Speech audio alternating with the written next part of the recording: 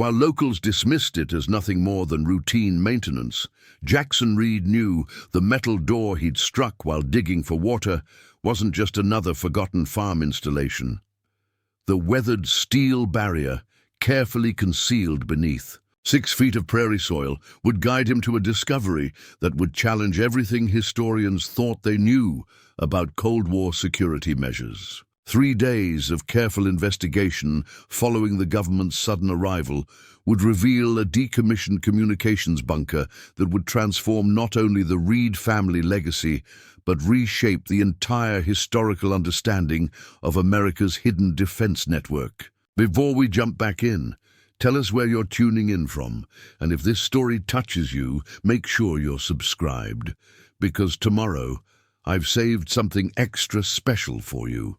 The summer light stretched across the golden wheat fields, surrounding Reid Farm, casting long shadows over the weathered red silo that had stood watch over the property for nearly 7 decades. Like his mother and grandparents before him, Jackson Reid had devoted his life to cultivating the rolling plains of Heartland County, his calloused hands intimately familiar with every acre of the land that had been in his family since 1953. The Reid homestead had weathered countless challenges, both agricultural and economic, standing as a testament to 3 generations of determined farming in America's breadbasket. That blazing July afternoon began like countless others before it, with Jackson assessing the eastern field where the persistent drought had reduced his wheat yield for the 2nd straight season. Climate change had altered rainfall patterns across the region, forcing farmers like Jackson to consider alternative water sources beyond the creek that had served his ancestors for generations. The County Agricultural Extension Office had suggested drilling a well to tap into the aquifer believed to run beneath his property, but the substantial cost had given Jackson pause. His farm, though still viable, operated on increasingly tight margins in an era of industrial agriculture and unpredictable weather patterns. Standing in the field, wiping sweat from his brow under the relentless summer sun, Jackson remembered his grandmother Eliza's frequent assertion that water runs strong under the east field. The old woman had always claimed there was a reason. The soil stayed darker there, even in the driest summers. Perhaps, Jackson thought, his grandmother's intuition had been right all along. If he could locate a water source there, it might save him thousands in drilling costs by providing a more precise location for the well. With this thought freshly in mind, Jackson made his way to the farm's storage shed, where generations of Reids had kept their equipment and personal effects. He navigated around dusty machinery and stacked crates, making his way to the corner where his grandmother's old trunk remained largely untouched since her passing 9 years prior. The afternoon sun slanted through the single window, illuminating, dancing dust motes as Jackson carefully opened the worn oak chest bearing Eliza Reid's initials. Beneath layers of carefully folded quilts and bundles of letters tied with faded ribbon, Jackson's fingers brushed against something unfamiliar. A cylindrical metal container, the kind once used for storing important blueprints or documents. Curious, he extracted it from the trunk and carefully twisted open the lid that had been sealed shut by decades of disuse. Inside, rolled tightly and secured with a brittle rubber band, was a survey map unlike any Jackson had seen in the family's possession. Carefully unrolling the delicate paper on the shed's workbench, Jackson felt his pulse quicken. The map showed the boundaries of what was unmistakably the Reid property, but the markings depicted were different from the current landscape. Geological features, most of which still existed, were marked with precise detail. An underground water system including aquifer access points snaked across the illustrated terrain. But what truly captured Jackson's attention were the careful notations around the eastern field, the very area where he had been contemplating digging a well. The map was dated March 1962, 9 years after his grandparents had purchased the land. In the corner, in faded but meticulous handwriting, was an inscription: To locate the primary water source, measure 120 yards from the eastern fence line, at the point where the morning sun aligns with the silo shadow during summer solstice. Depth marked in feet, caution advised, structure below. Below this inscription was a series of numbers and measurements, clearly indicating depth and distance. Several spots in the eastern field were marked with symbols that resembled small wells or access points. One location in particular, near the center of the field, was circled several times with the annotation "Primary source, restricted zone, clearance required." Jackson's brow furrowed at this last notation. Restricted zone, clearance required. What kind of water source would require security clearance? Perhaps it was some kind of government monitoring station for the aquifer. The map was dated during the Cold War period, at the height of nuclear tensions between the United States and Soviet Union. As Jackson carefully rolled the map, his mind raced with possibilities. He'd studied local history extensively, a hobby he'd inherited from his grandmother, and knew that this area had been relatively close to a string of missile silos installed during the early 1960s, most of which had been decommissioned decades ago. There was no record of any military installation on his family's land, which had been a working farm since well before his grandparents purchased it. Bringing the map container back to the farmhouse, Jackson spread the document carefully across the kitchen table, the same solid pine surface where his grandmother had planned seasonal plantings and calculated crop yields for decades. Using his tablet, he took detailed photographs of the map, then began comparing it to modern satellite images of his property. Using mapping software, he overlaid the historical document with current aerial views, adjusting for scale as best he could. The location marked as the primary source appeared to be approximately 75 yards from where he had initially considered digging, in an area that had always been left as uncultivated ground. His grandfather had always claimed the soil. There was too rocky for proper planting, and Jackson had never questioned it until now. Could this old map explain why his grandparents had always avoided that particular section of the eastern field? More importantly, could it lead him to the water source his farm desperately needed? Preparing and narrating this story took us a lot of time, so if you are enjoying it, subscribe to our channel. It means a lot to us. Now back to the story. Jackson's partner, Miguel, returned from his job at the county records office to find the kitchen table covered with printouts, the antique map carefully secured under a sheet of clear plastic. "What's all this?" he asked, setting down his bag and peering over Jackson's shoulder. "I think Grandma Eliza had a secret," Jackson replied, pointing to the map. "This was hidden in her trunk. It's from 1962. Shows some kind of restricted access point right in the middle of the east field." Miguel, his archivist's interest immediately piqued, leaned in closer. "Jackson, this is incredible. The detail is remarkable for a Cold War era document. And these notations, they're not just about water sources. Look at the language. Restricted zone. Clearance required. This isn't a simple survey map." "What do you think it means?" Jackson asked, grateful for his partner's expertise. Miguel studied the map silently for several moments. During the early 1960s, the government established all kinds of monitoring and communication installations across the Midwest. There were missile silos, yes, but also underground communication bunkers, weather monitoring stations, and radio facilities, most of them classified at the time. Some of these installations were placed on private land with the owners sworn to secrecy.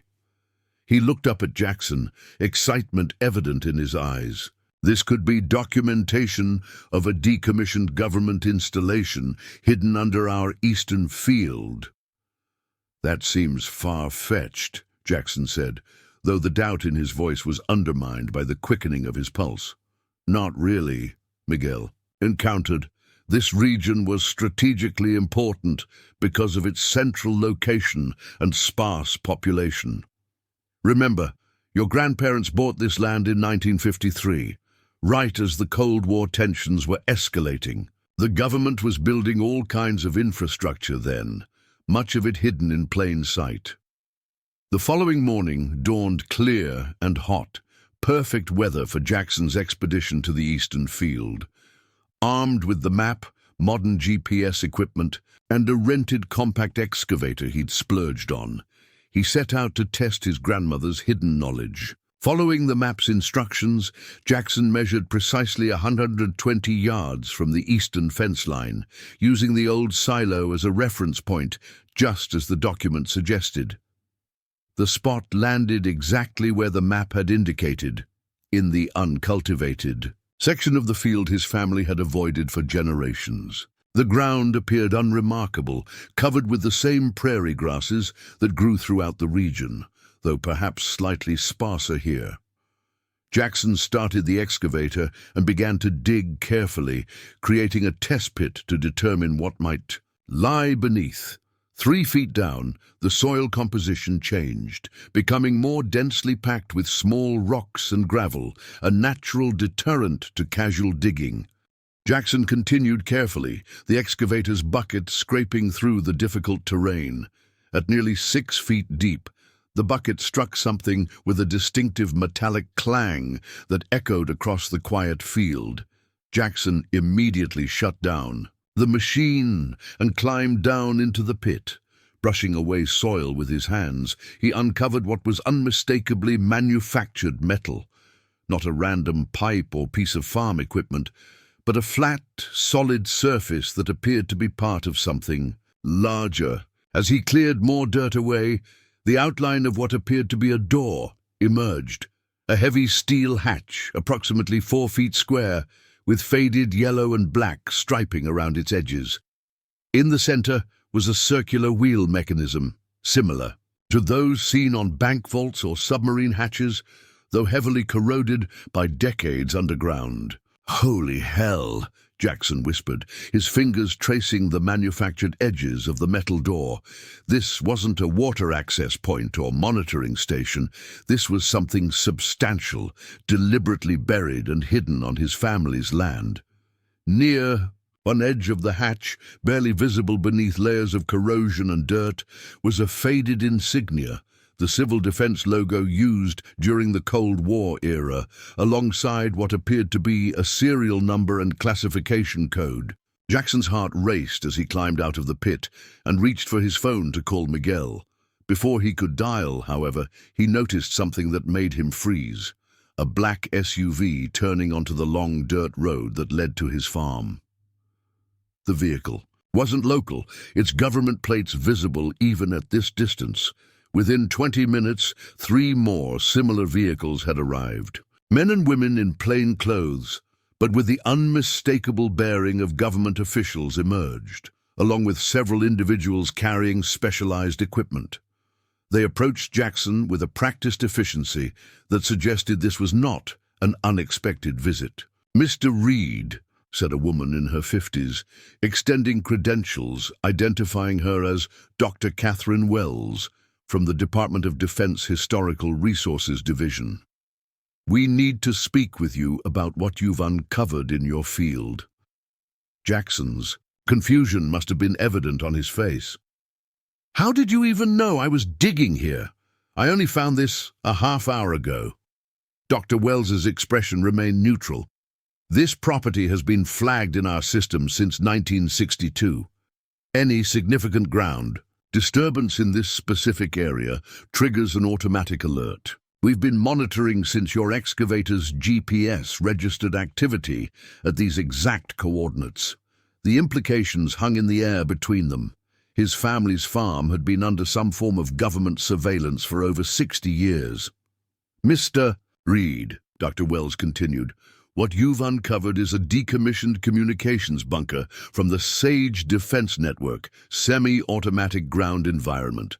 It was part of America's early warning system during the Cold War, designed to coordinate air defense against potential Soviet attacks. Jackson stared at the metal hatch, then back at the government officials now setting up equipment around his excavation site. My grandparents knew about this. They never said a word to anyone. They were sworn to secrecy under the National Security Act, Dr. Wells explained. Many landowners across the country allowed these installations on their property as part of their patriotic duty. The program was gradually decommissioned in the 1980s, but many of the bunkers were simply sealed rather than removed. The cost of extraction was prohibitive. Another official approached, a tall man who introduced himself as Director Clark from the National Archives and Records Administration. Mr. Reid, the installation beneath your property may contain historically significant materials and equipment. We'll need to conduct a proper assessment before proceeding further. Jackson looked between the officials, suddenly feeling like a stranger on his own land. Do I have any say in this? This is my property. Technically, Director Clark began carefully, while the surface land belongs to you, the installation itself remains government property under a specialized easement signed by Elizabeth and Harold Reid in 1962. However, he added, seeing Jackson's expression harden, we're not here to take control of your land. We're primarily interested in documenting and preserving any historical technologies or documents that may remain inside. Miguel arrived as the officials were establishing a perimeter around the excavation site. His expression shifted from confusion to fascination as Jackson explained what had been discovered. A sage bunker? Here? Miguel whispered, watching the government team set up specialized equipment. Jackson, do you understand what this means? These installations were cutting-edge technology for their time, the precursors to modern internet and defense systems. Most of them were dismantled decades ago. Finding one intact is like discovering a technological time capsule. As the afternoon progressed, more specialists arrived. Engineers with equipment to safely open the sealed hatch, environmental experts to test for hazardous materials, and historians specializing in Cold War technology. The quiet family farm had transformed into a hive of activity centered around the mysterious metal door in the eastern field. Dr. Wells approached Jackson and Miguel as they watched the proceedings from the shade of a nearby oak tree. We've completed the initial assessment. The seal appears intact, suggesting the interior may be remarkably well preserved. We're preparing to open it now, if you'd like to observe. The significance of the moment wasn't lost on Jackson. He was about to see something that had been hidden beneath his family's land for generations, a secret his grandparents had kept their entire lives. The technical team had cleared the hatch mechanism and applied specialized lubricant to the corroded wheel. With careful, measured force, they began to turn it. After initial resistance, the wheel suddenly gave way with a deep, resonant clunk that seemed to echo from far below. Pressure equalization valves hissed as decades-old air escaped from whatever lay beneath. Slowly, the heavy door lifted, revealing a dark, vertical shaft with metal rungs embedded in the concrete wall, descending into darkness. Powerful lights were positioned around the opening, illuminating what appeared to be a perfectly preserved access tunnel roughly 10 feet deep, ending at another sealed door. "Remarkable condition," murmured one of the technicians, testing the rungs. The sealing system worked perfectly, minimal corrosion or degradation. After ensuring the air quality was safe and the structure sound, Dr. Wells turned to Jackson. "Mr. Reid, as the property owner, would you like to be among the first to enter? With proper safety equipment, of course." Jackson glanced at Miguel, who nodded encouragingly. This was his family's land, his grandmother's secret. Whatever lay below was part of the Reid legacy, even if they hadn't known it existed. "I would," Jackson replied.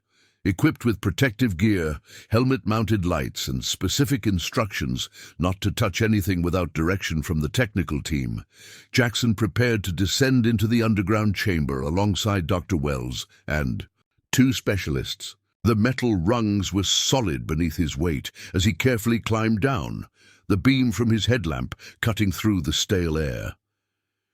At the bottom of the shaft, they faced another door, smaller than the surface hatch but equally substantial, with similar security markings and another wheel mechanism. This one opened more easily, having been protected from the elements for decades.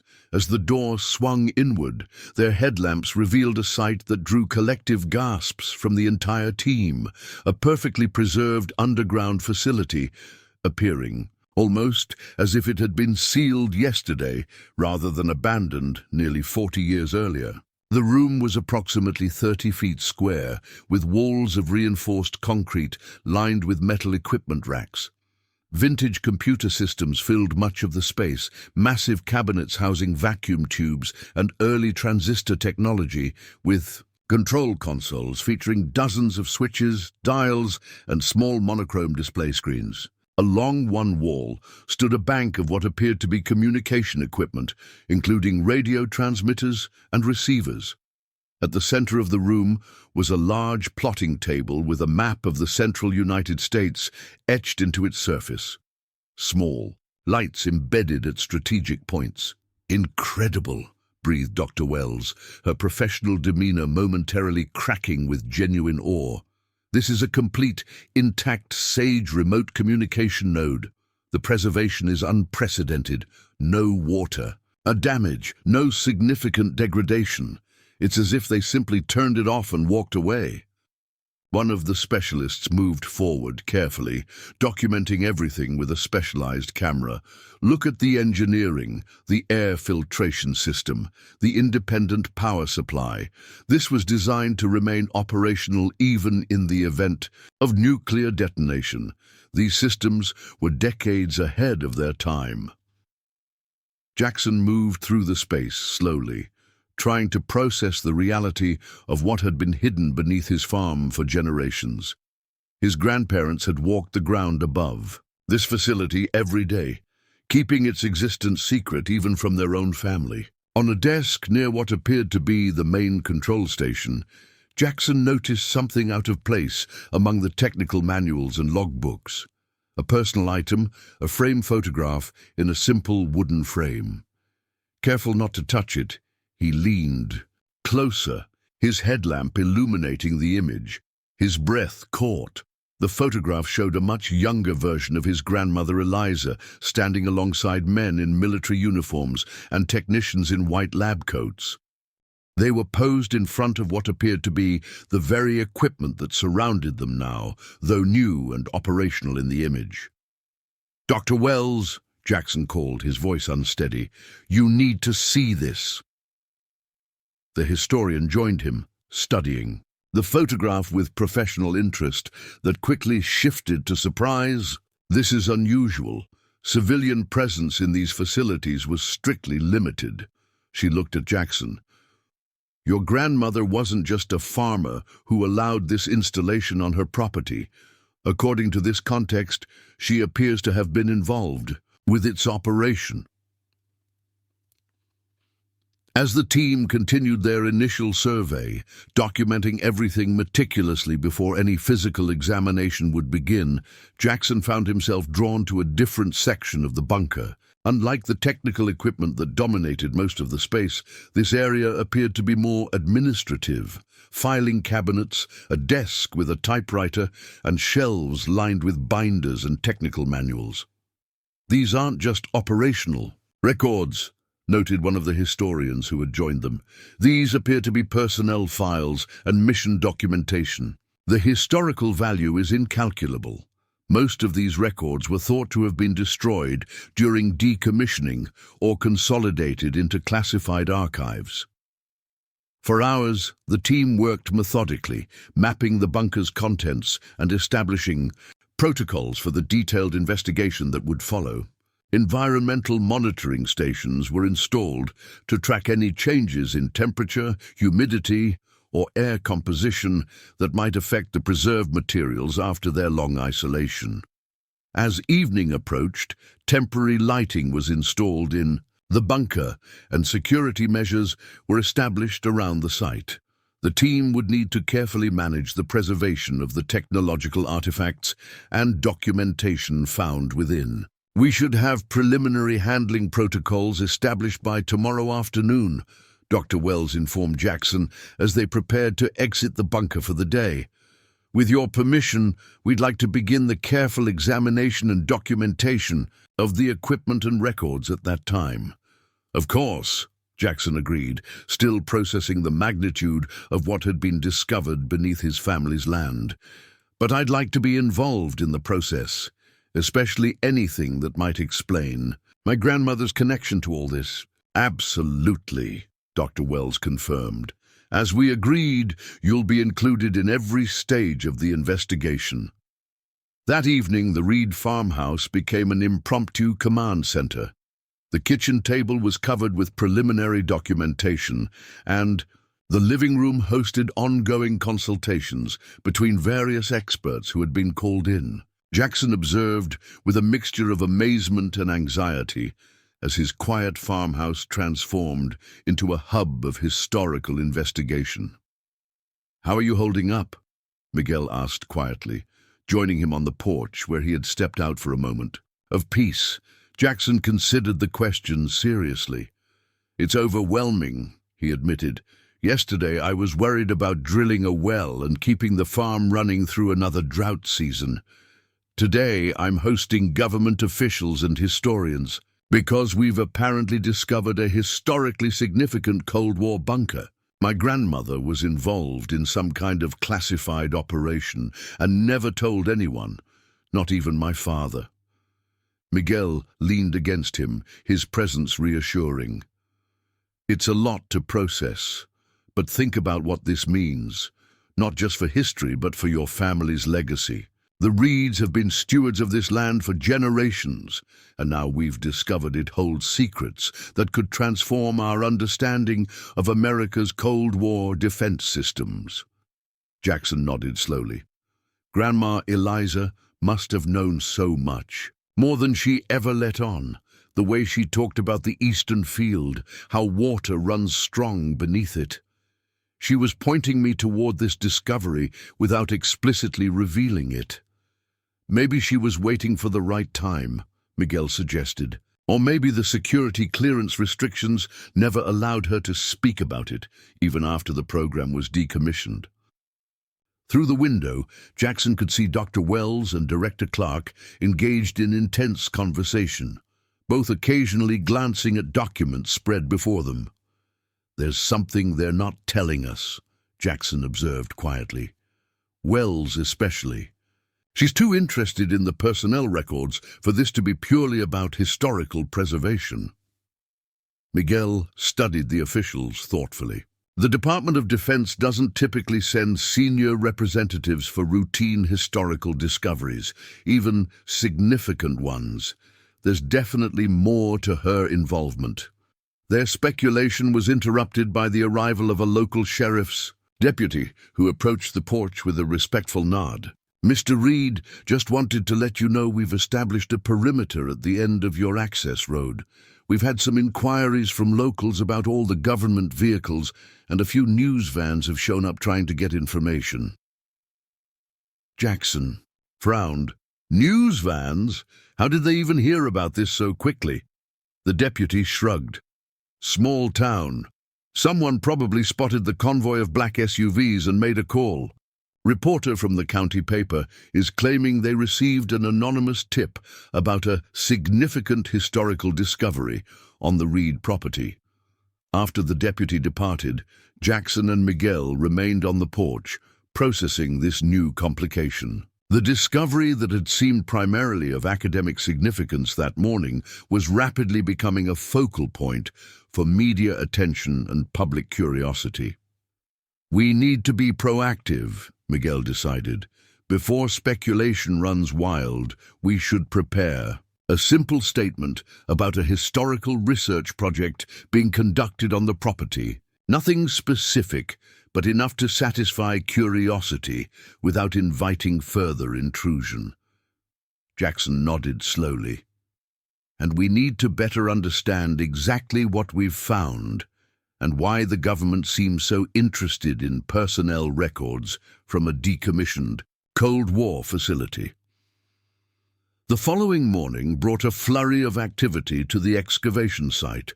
Additional equipment had arrived overnight, including specialized conservation tools and a mobile laboratory for document analysis.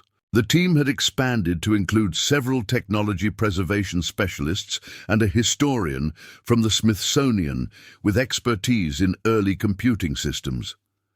Jackson and Miguel arrived early, determined to be present for the first formal examination of the bunker's contents. They found Dr. Wells already at work, coordinating the day's activities with methodical precision. "Good morning," she greeted them. "We're ready to begin the preliminary examination of selected items. The conservation team has established protocols for safe handling, and we've prioritized several documents that appear particularly significant." As they prepared to re-enter the bunker, Director Clark arrived accompanied by a woman Jackson didn't recognize, distinguished-looking in her 60s, with the bearing of someone accustomed to authority. "Mr. Reid, Mr. Vasquez," Clark introduced. "This is Dr. Samantha Hodge from the National Security Archive. Her expertise in Cold War communication systems is unparalleled, and she's joined us to assist with the evaluation of the equipment we've discovered." Together, they descended into the bunker, now properly illuminated and carefully monitored for environmental stability. The conservation team had established a work area near the entrance with specialized equipment for handling and documenting fragile historical materials and technology. Dr. Wells indicated a filing cabinet that had been carefully opened. "We'd like to begin with these personnel records. The preliminary inventory suggests they contain information about the operational staff assigned to this facility between 1962 and 1984. With painstaking care, wearing specialized gloves, and using tools designed to minimize any risk of damage, Dr. Hodge gently removed a folder from the cabinet. Inside, they found typewritten documents and several identification cards, all remarkably well preserved. "Extraordinary," Dr. Hodge murmured, carefully examining the first document. "These are complete operational rosters and security clearance records for a program codenamed Nightwatch. And does you see, this was one of the most classified communication networks of the Cold War era, designed to maintain command and control capabilities even in the event of nuclear strikes on major military installations." She carefully turned to the next page, her expression growing increasingly intrigued. "This roster includes civilian specialists, mathematicians, engineers and linguists who were embedded within rural communities as part of deep cover operations." "Civilians?" Jackson asked. "Why would they need civilians for a military communication system?" "Dispersion," Dr. Hodge explained. "By the early 1960s, military strategists recognized that centralized command centers were vulnerable to targeted strikes. Nightwatch distributed critical capabilities across hundreds of seemingly ordinary locations. Farms, small businesses, local utilities, places that wouldn't appear on any Soviet target list." She carefully turned additional pages, her expression growing more animated. "This is remarkable. These records detail the entire civilian component of the Nightwatch program, individuals who maintained their normal public lives while secretly operating essential communications infrastructure." Jackson leaned forward, his attention drawn to a familiar name on one of the personnel sheets. "Elizabeth Reid," he read aloud, "communications specialist, clearance level, Omega-3, assigned remote node 347B. He looked up, stunned. "My grandmother wasn't just allowing this bunker on her property, she was operating it," Dr. Hodge nodded. "According to these records, she was specifically recruited because of her background in radio operations during World War II. Many Women who had served as communications specialists during the war were later secretly recruited for Cold War programs. Their experience was valuable, and they often attracted less attention than male military personnel in rural communities. As they continued examining the records, a more complete picture emerged. Elizabeth Reid hadn't been merely a farmer who allowed a government installation on her property. She had been an active participant in one of America's most classified defense networks, maintaining her cover as a simple farmer while secretly monitoring communications equipment that formed a critical link in the nation's nuclear command structure. She managed this for over 20 years, Jackson said, wonder in his voice as he studied his grandmother's service record. Running the farm with my grandfather, raising my father, all while secretly operating a Cold War communication bunker. How did no one ever suspect? That was precisely the point, Dr. Wells noted. The program was designed to blend seamlessly into ordinary American life. Your grandmother's contribution to national security was significant, even if she could never speak of it. As the morning progressed, the team continued their careful examination of the bunker's contents. The technological systems were documented in extraordinary detail, revealing engineering innovations that had helped shape modern computing and telecommunications. Many of the concepts pioneered in these systems later evolved into the technologies that underpin today's internet, explained one of the technical specialists. The distributed network approaches, packet switching concepts, they were revolutionary for their time. But for Jackson, the most significant discoveries were the personal touches, evidence of his grandmother's secret life hidden within the technical equipment and official documentation. In a small locker near the communications station, they found a sweater he recognized as one Eliza had often worn, a thermos with her initials, and a small notebook filled with her distinctive handwriting, observations and notes about the equipment she had maintained for decades in secret. She couldn't talk about any of this, Jackson realized, carefully turning the pages of his grandmother's notebook. Not to my grandfather, not to my father, not to anyone. She carried this secret her entire life. By mid-afternoon, news of the historical significance of Jackson's discovery had spread beyond the professional team working at the site.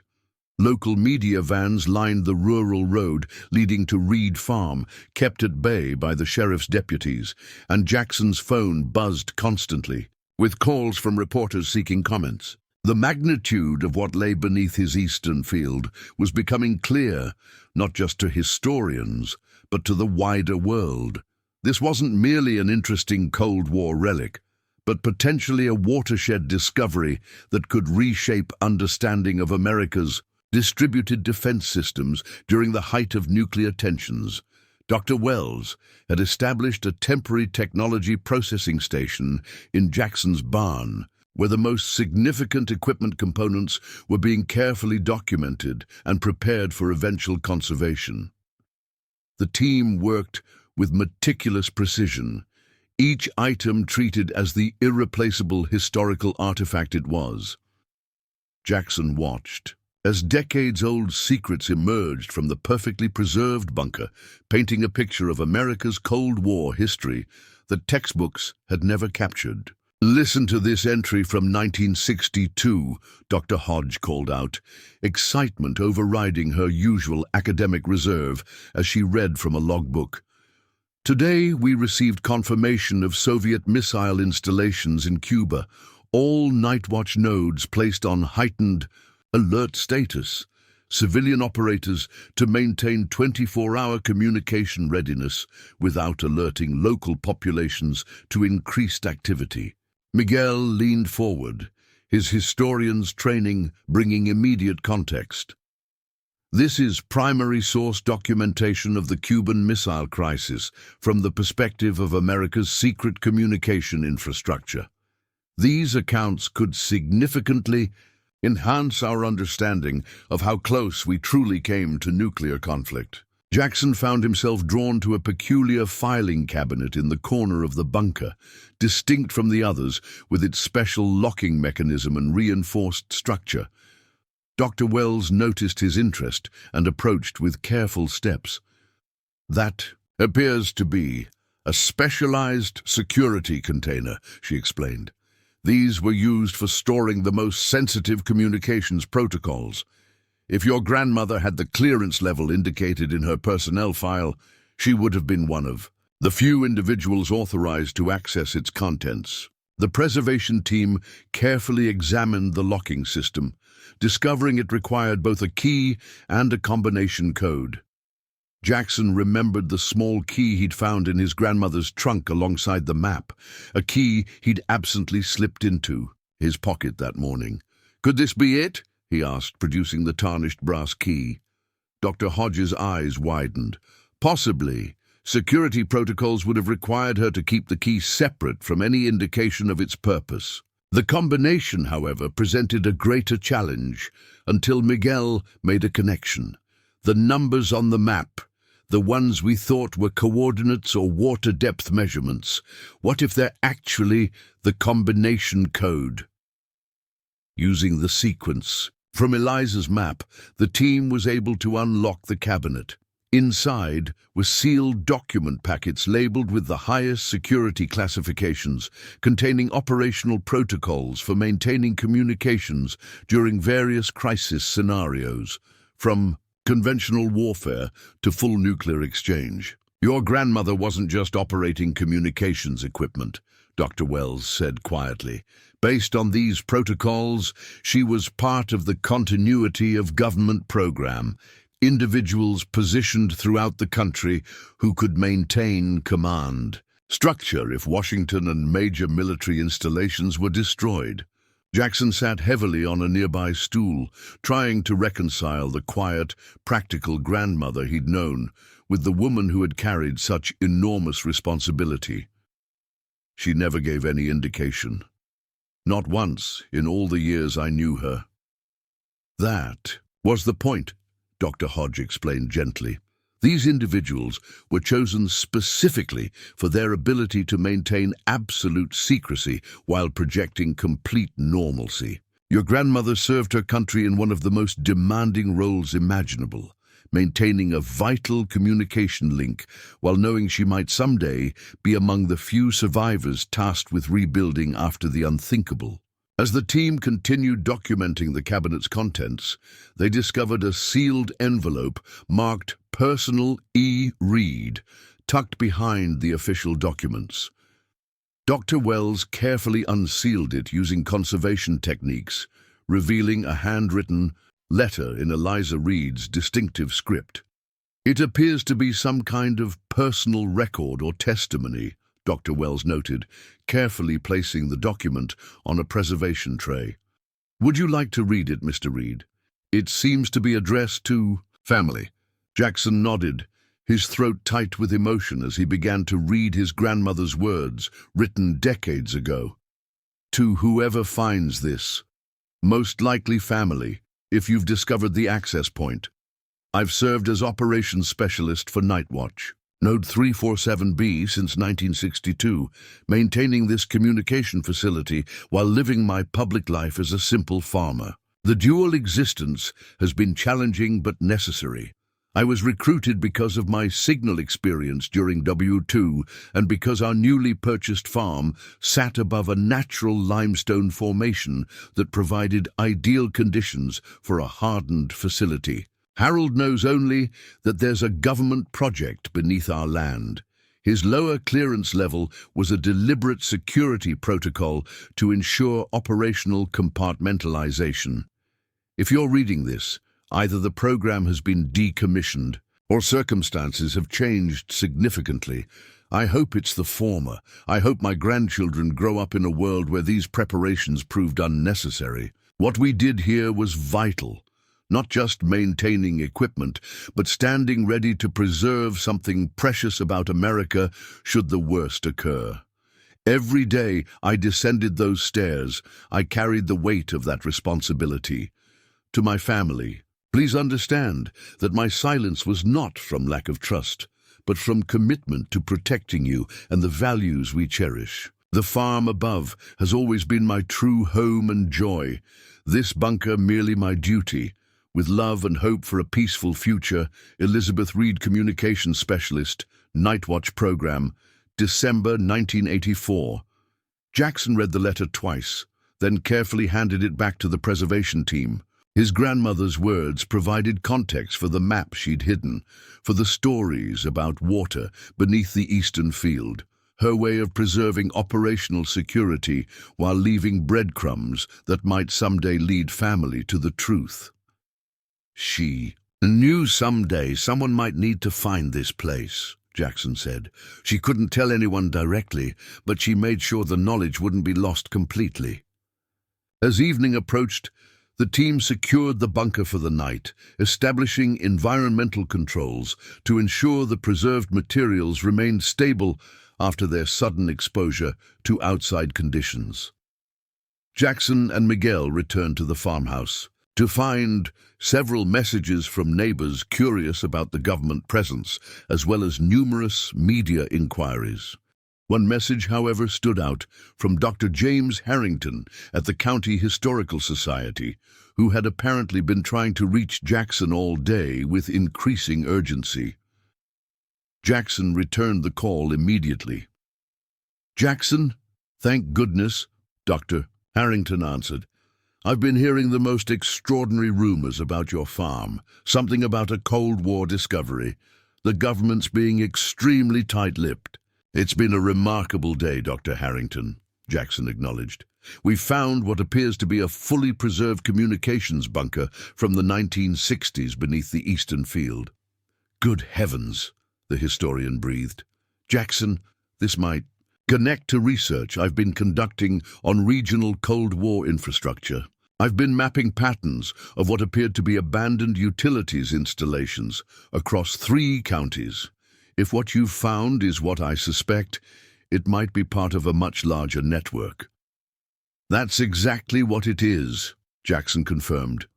"Something called the Night Watch Program, a distributed communication system disguised as ordinary civilian infrastructure."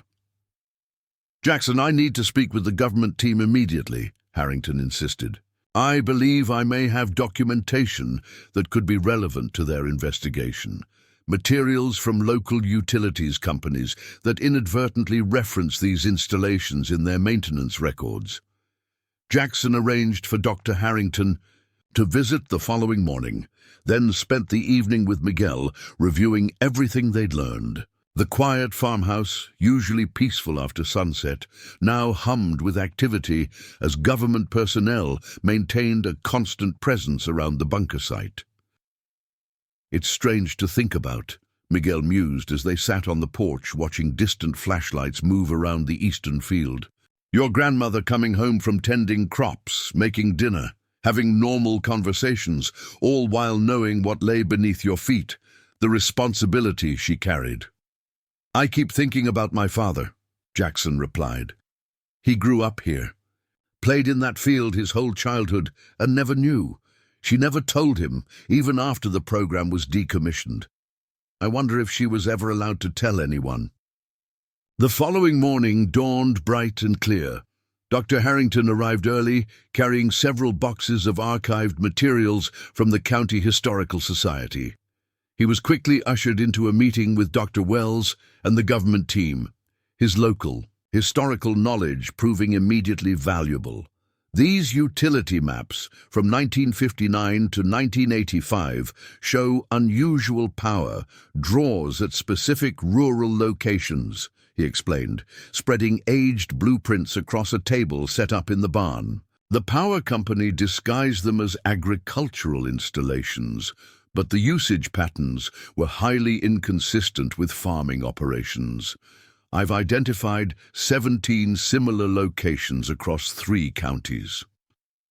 Dr. Wells studied the maps intently. "This corresponds with our understanding of the Night Watch distribution model. Each node operated with considerable independence, but maintained connections to adjacent facilities through encrypted communications channels. Which means, Dr. Hodge added, that Mrs. Reid's bunker wasn't isolated. It was part of a sophisticated network designed to maintain command capability through distributed redundancy. Jackson watched as the historians pieced together a hidden history of his region, ordinary farms, businesses, and utilities installations that had secretly housed one of America's most classified defense programs. His own family farm wasn't an anomaly, but part of a deliberate strategy that had operated in plain sight for decades. By mid-morning, the technical team was ready to attempt activation of some of the bunker's preserved systems. Using specialized equipment to provide safe, controlled power, they prepared to see if any of the decades-old technology remained functional.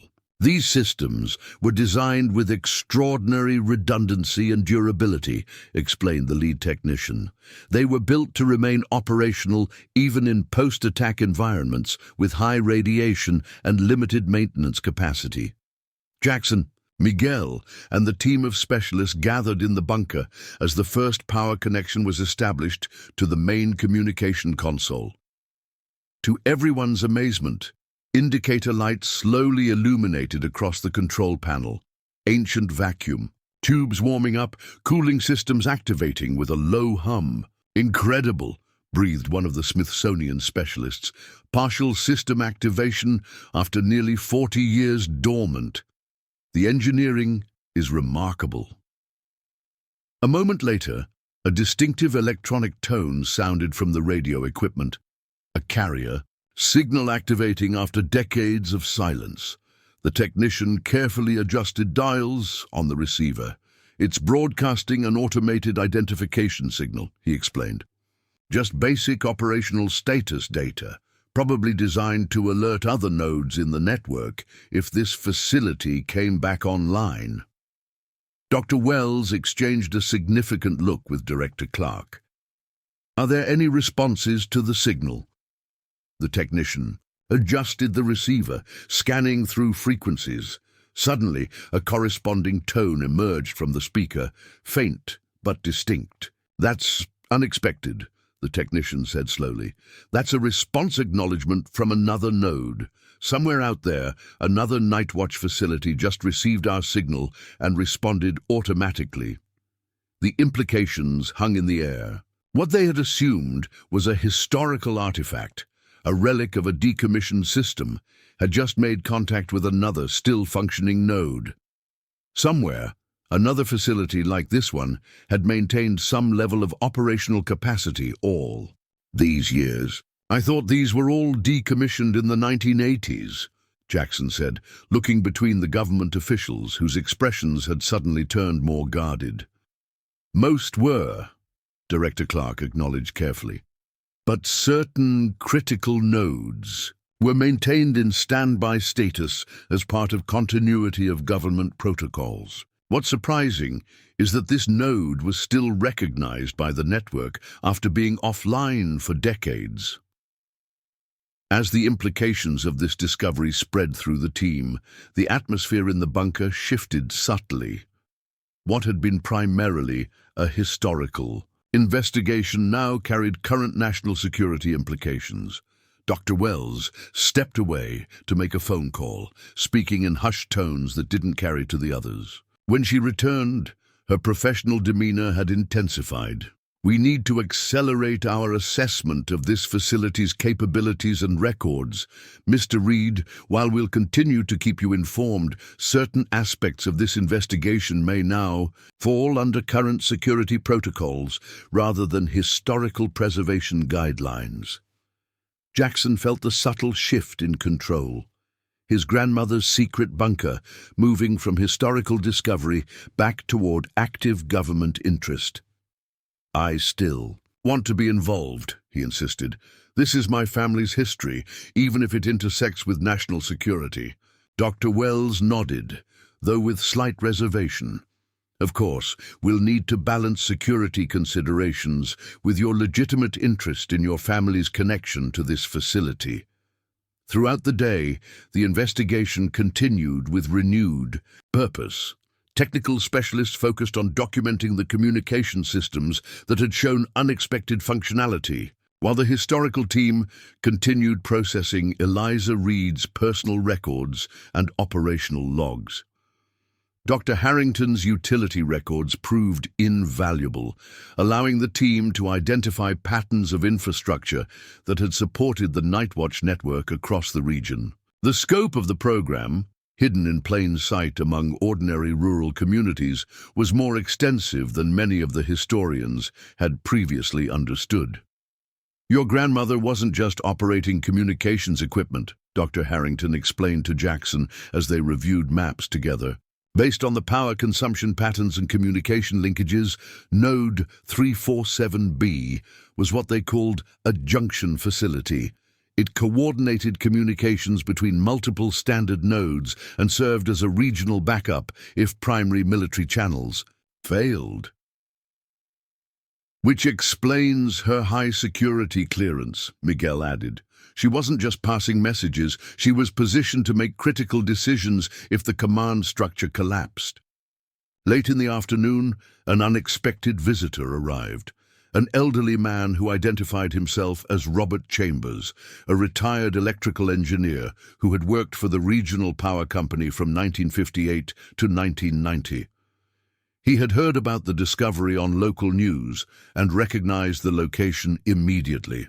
"I maintained the special power infrastructure for several similar installations," he explained, after his identity was verified. "We were told they were agricultural research facilities requiring stable power supplies. Only 3 of us at the company knew what they really were, and we never discussed it, even among ourselves."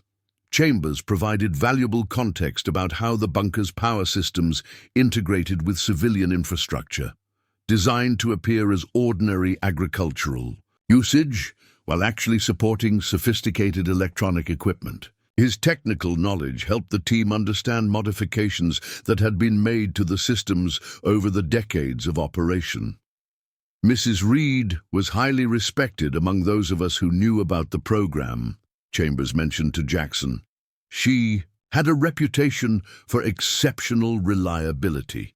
During the '62 crisis, when everyone was on edge, she maintained perfect operational discipline while running the farm as if nothing was happening. Not everyone in the program handled the pressure that well." As evening approached, Dr. Wells received another phone call that seemed to increase her already evident tension. After a lengthy conversation, she gathered the senior team members, including Jackson and Miguel. "We've received confirmation from the Department of Defense," she informed them. "Based on the automated signal exchange we witnessed, a security team is being dispatched to assess the current status of this node and its potential reintegration into existing continuity protocols." "Reintegration?" Jackson repeated. "You mean they're considering reactivating a Cold War bunker on my farm?" "Not precisely," Dr. Wells clarified. "Modern systems have obviously replaced most of this technology. However, the physical infrastructure, the hardened facility, power connections, and geographic positioning represents a strategic asset that may still have national security value." The implications were clear. The government's interest was shifting from historical preservation to potential repurposing. Jackson's discovery was moving from past to present tense with unexpected speed. Later that evening, as most of the team departed for nearby accommodations, leaving only security personnel monitoring the bunker, Jackson and Miguel sat at the kitchen table trying to process the day's developments. "They're going to take control of the bunker, aren't they?" Jackson said finally, voicing the concern that had been building all afternoon. "They seem to be heading in that direction," Miguel agreed. "The moment that system made contact with active defense infrastructure, this stopped being just a historical discovery." Jackson stared out the window toward the eastern field, barely visible in the gathering darkness.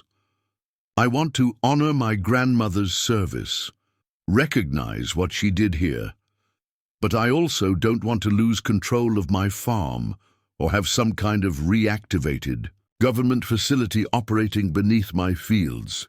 Miguel reached across the table, taking Jackson's hand. Then we need to be proactive about establishing boundaries. Your grandmother balanced her duty to country with her commitment to this land for decades. Now it's your turn to find that balance. In the morning, Jackson was awakened by the arrival of additional government vehicles. These marked with military insignia rather than the Department of Interior or National Archives designations.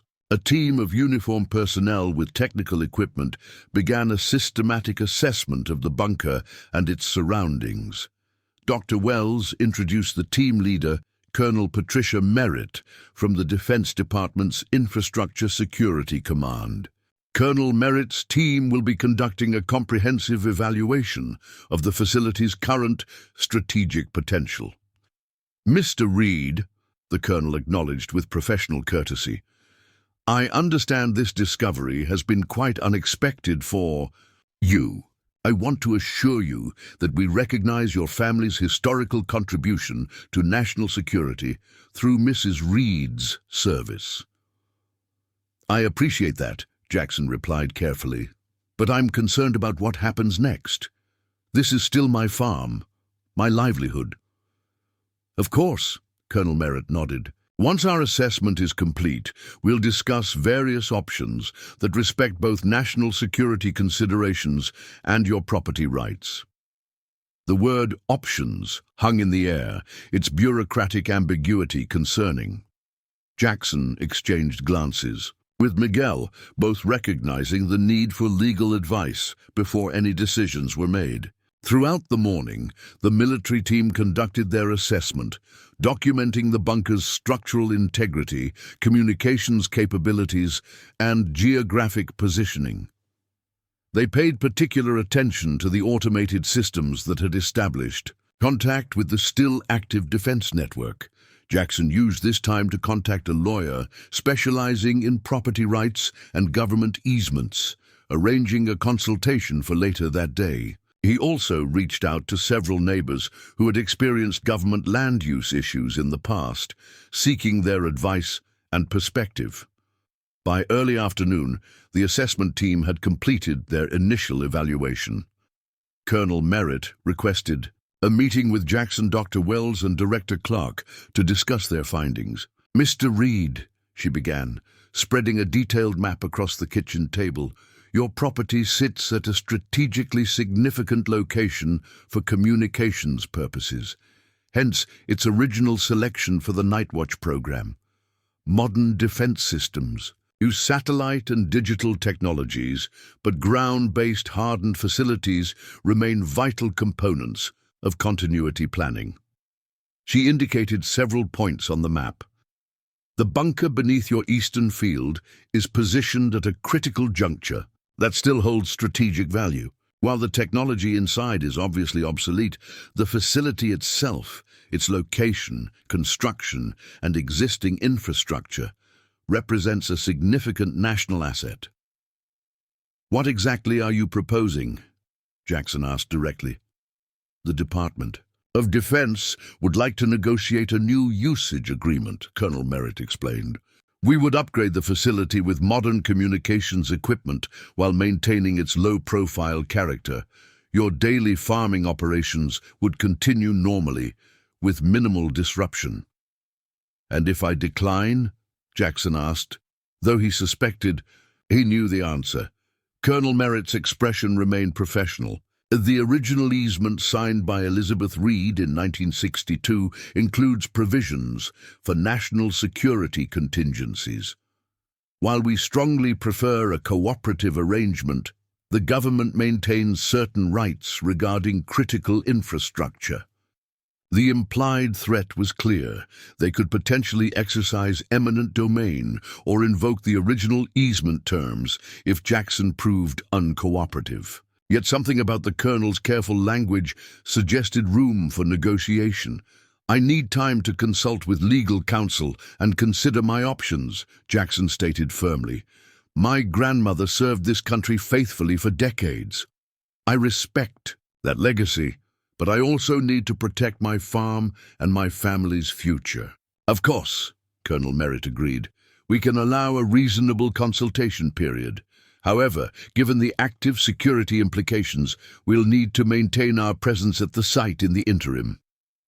After the meeting, Jackson and Miguel drove into town to meet with Stephanie Wong, an attorney specializing in government land use cases. After reviewing the original easement documents provided by Director Clark and the current situation, she offered a measured assessment. The original agreement does contain national security provisions, she confirmed, but it also includes specific limitations on government activities and an interesting clause about voluntary service consideration that might give us leverage. What does that mean exactly? Miguel asked.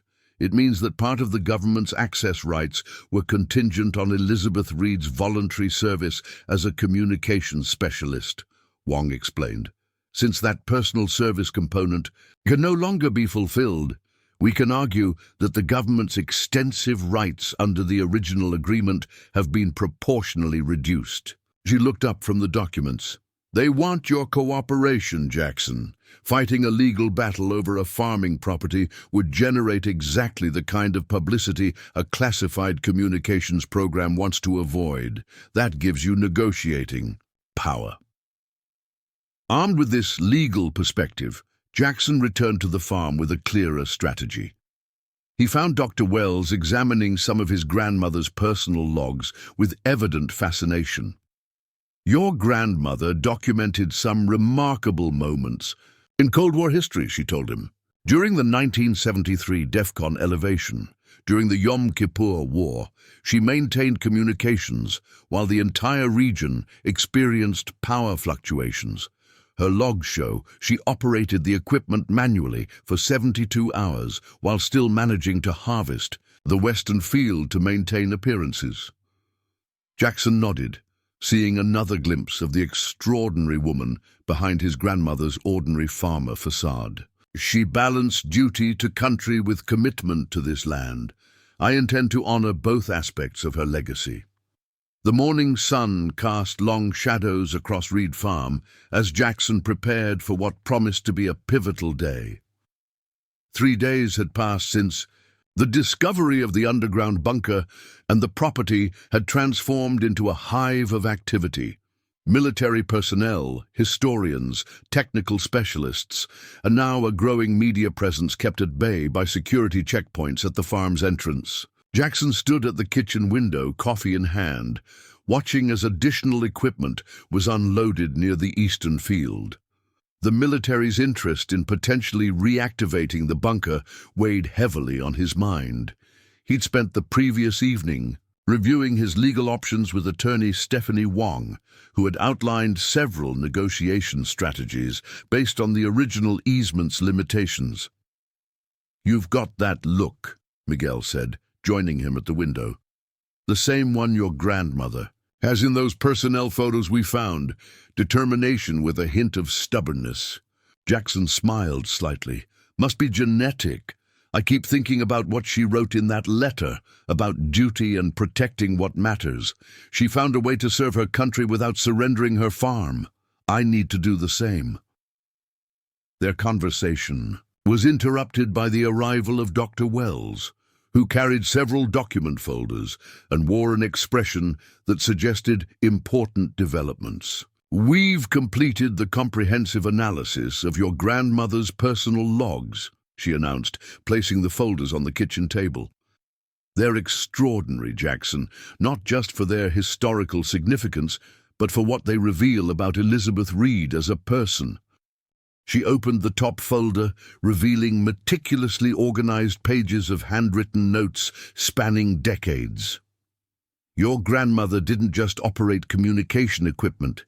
She was actively involved in analyzing intelligence data that passed through her station. Her background as a Wubby code specialist made her particularly valuable." "Code specialist?" Jackson repeated, surprised. "She always said she was a radio operator during the war." "That was her cover story," Dr. Wells explained. According to these personnel records, she was actually part of a specialized signals intelligence unit, one of the women mathematicians who helped break encrypted enemy communications. After the war, most of these women returned to civilian life, their contributions classified and largely unacknowledged. Miguel examined one of the log pages. She maintained incredibly detailed records of every transmission, far beyond what would have been required for basic operations. That was Elizabeth's personal initiative, Dr. Wells confirmed. Her superiors noted it repeatedly in performance evaluations. She created a systematic archive that preserved critical information that would otherwise have been lost when transmissions were purged from the main systems. The implications were significant. Elizabeth Reid hadn't been merely following orders, but had shown remarkable foresight, preserving historical data that she recognized as valuable despite having no guarantee anyone would ever see it. "There's something else," Dr. Wells continued, her tone shifting slightly. "We found references to what she called the contingency, a sealed compartment within the facility that contains materials to be accessed only under specific circumstances." Jackson's interest immediately piqued. "Another hidden compartment? Where?" "That's what we're trying to determine," Dr. Wells replied. "The references are deliberately vague, likely a security precaution, but they consistently mention beneath the primary communication station and access requiring dual authentication." The technical team was alerted, and within the hour they had begun a careful examination of the floor beneath the main communication. A console. Using ground-penetrating radar and specialized detection equipment, they identified an anomaly, a seam in the concrete floor that didn't match the original construction blueprints. "It appears to be a concealed access panel," explained the lead technician, outlining the rectangular shape with chalk. "Approximately 3 feet by 4 feet, with what looks like a sophisticated locking mechanism embedded in the concrete." Colonel Merritt, who had been observing the proceedings with professional interest, stepped forward. This type of concealed compartment was consistent with Omega-level contingency protocols, emergency resources secured for worst-case scenarios. The team carefully began the process of accessing the hidden compartment, using specialized tools to engage the concealed locking mechanism. After nearly an hour of painstaking work, they heard a distinct click as the security system disengaged. Slowly, the concrete panel lifted, revealing a small chamber beneath the floor containing a sealed stainless steel container approximately the size of a footlocker. The container bore official markings and security seals, along with a dual lock system requiring both a key and a coded input. Next to it lay a sealed envelope marked simply, "For contingency access only, E. Reid, authorization Omega-3." Dr. Wells carefully removed the envelope using preservation techniques and opened it to reveal detailed instructions in Elizabeth Reid's handwriting. "This container holds materials designated under Nightwatch Continuity Protocol 7 Alpha.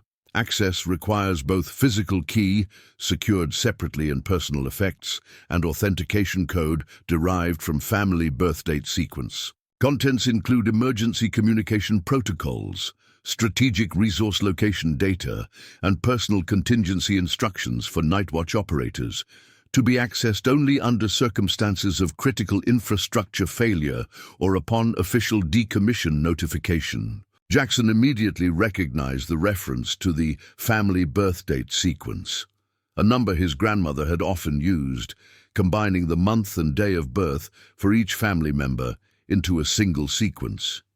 It had been her not-so-secret code for everything from safe combinations to recipe modifications. "I know the authentication code," he told Dr. Wells, "and I think the key might be among her personal items we found yesterday." With Colonel Merritt's authorization, they retrieved a small brass key from Elizabeth's personal effects locker and entered the numeric sequence Jackson provided. The container unlocked with a soft hiss of equalizing pressure, suggesting a hermetically sealed environment inside. The contents were methodically organized.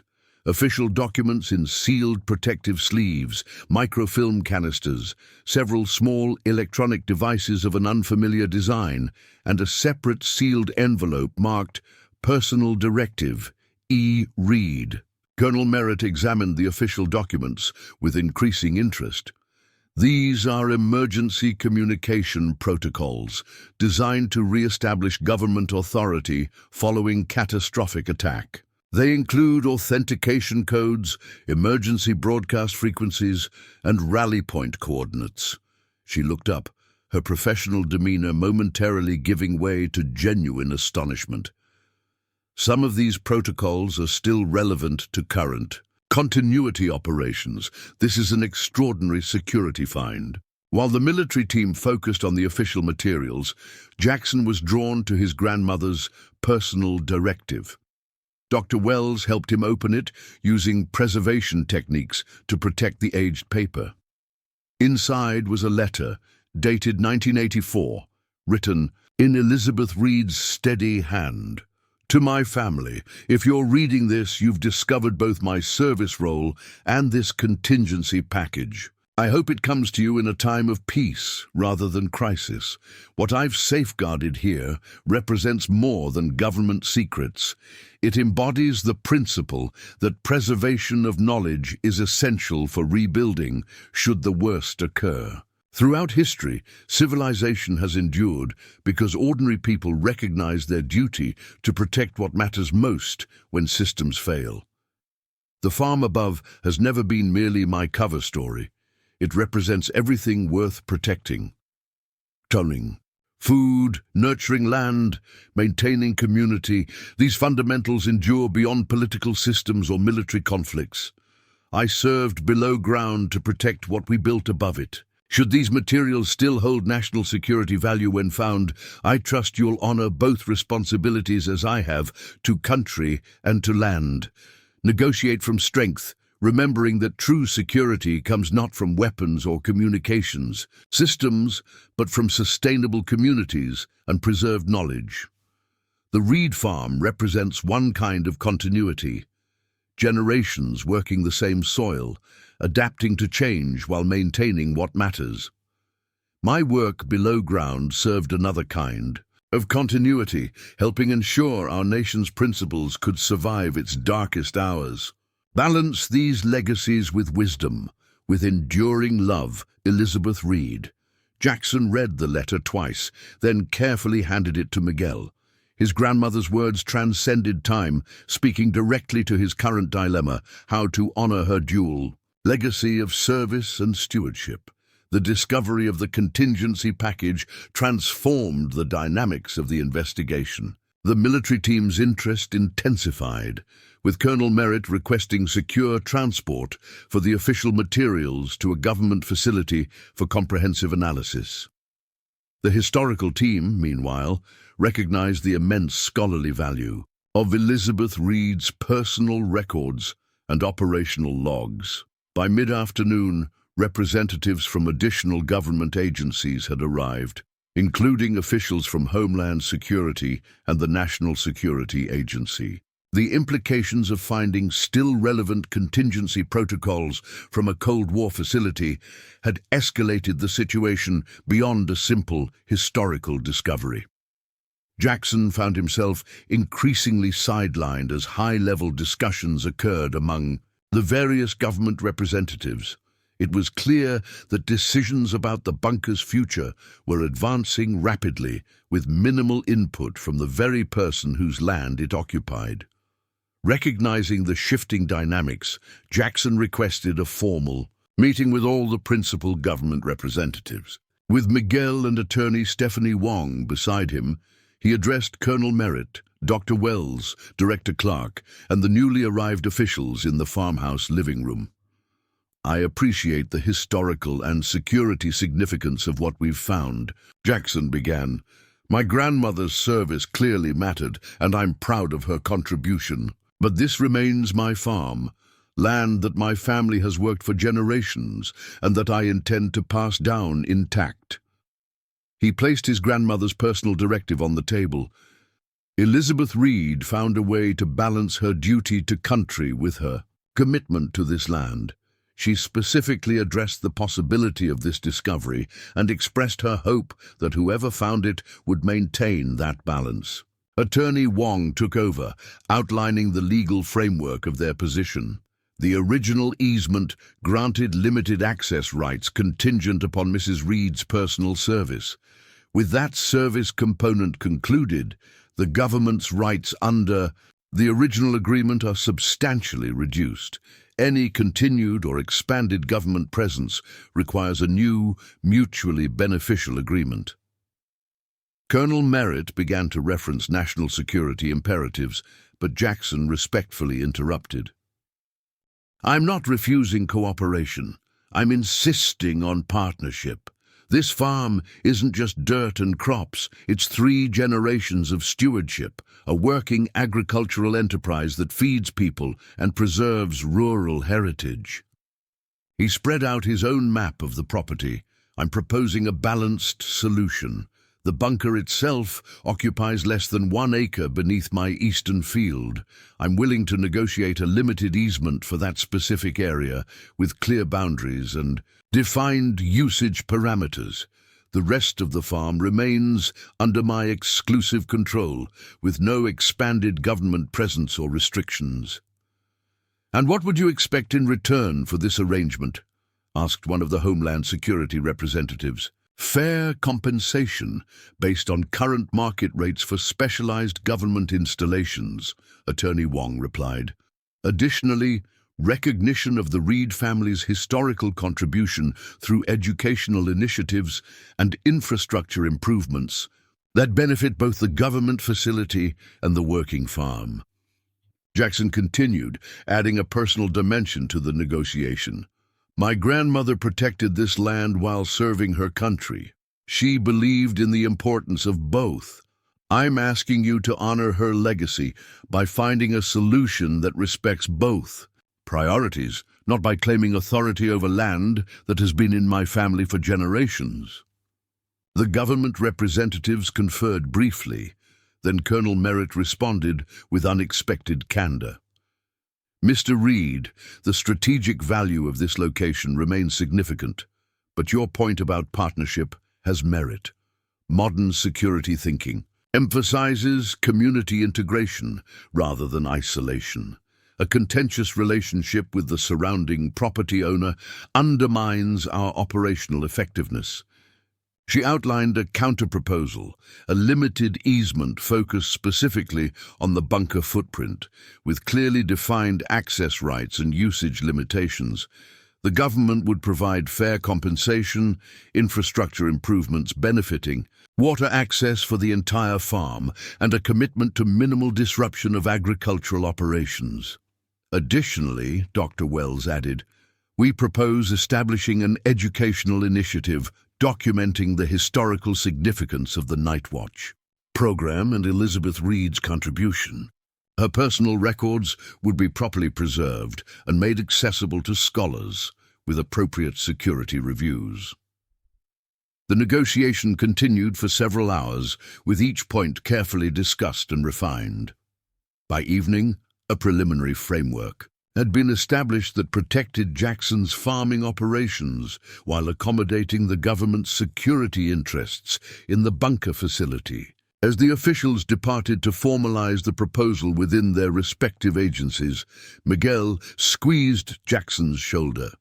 "Your grandmother would be proud. You stood your ground while finding common purpose, exactly as she did for decades."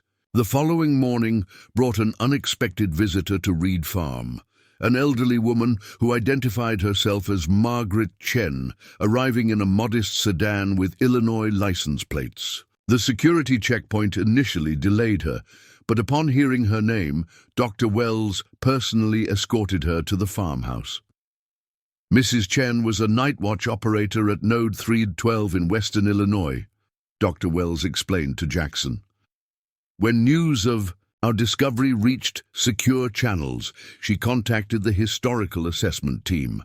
Margaret Chen had the poised demeanor of someone who had carried significant responsibility with quiet competence. Now in her mid-80s, she retained the alert awareness that must have served her during decades of classified service. Elizabeth Reid was my counterpart and occasional supervisor, she explained, accepting a cup of tea at the kitchen table. We never met in person.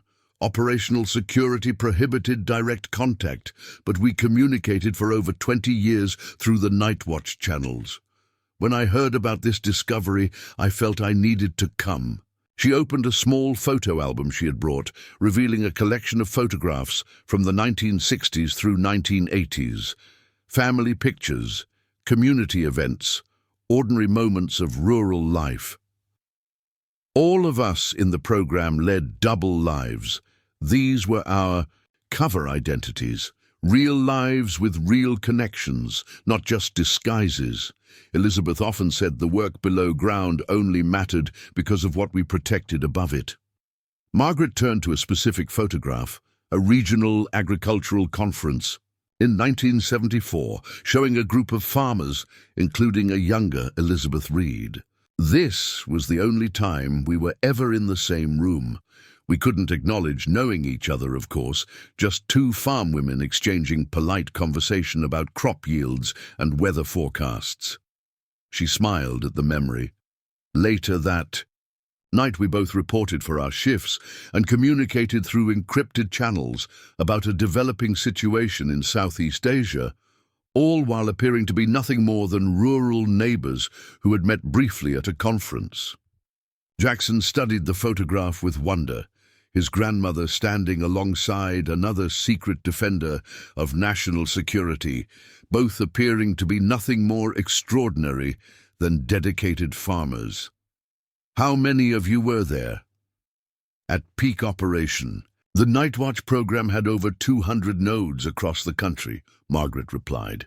Most were operated by individuals like your grandmother and me, people chosen specifically because we blended perfectly into our communities while possessing the skills and temperament for classified work.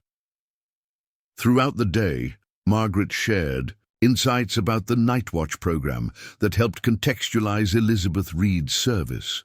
She explained how the operators had formed a kind of invisible community, connected through coded communications while maintaining their separate lives. We called ourselves the Sentinels, ordinary people standing watch while the world went about its business, never knowing how close it came to disaster at various points, she explained.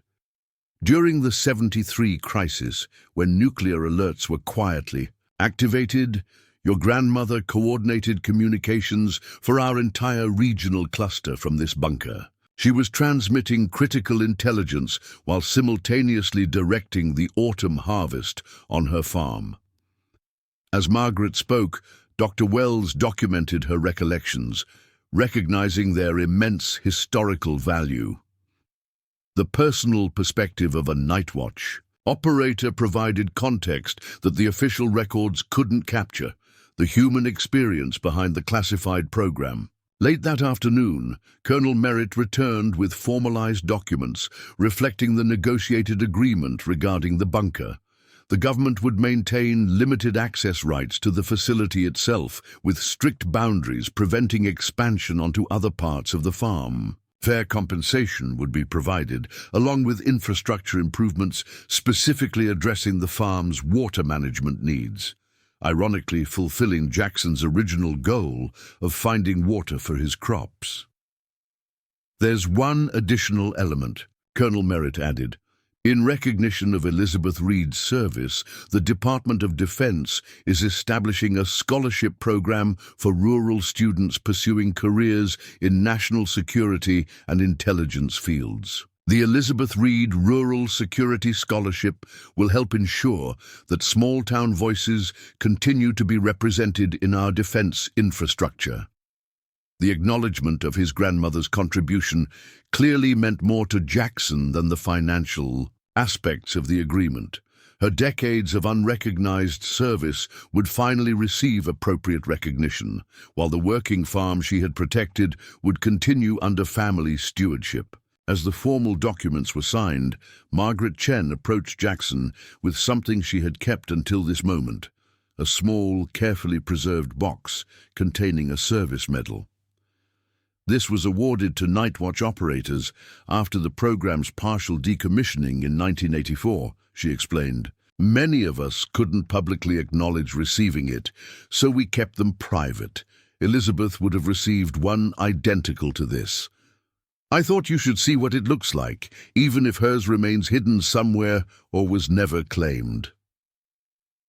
The TASS medal was elegant in its simplicity, a silver watch face with no numerals, backed by a shield, suspended from a blue and grey ribbon. No identifying text marked its purpose or origin, maintaining the secrecy of the program it commemorated.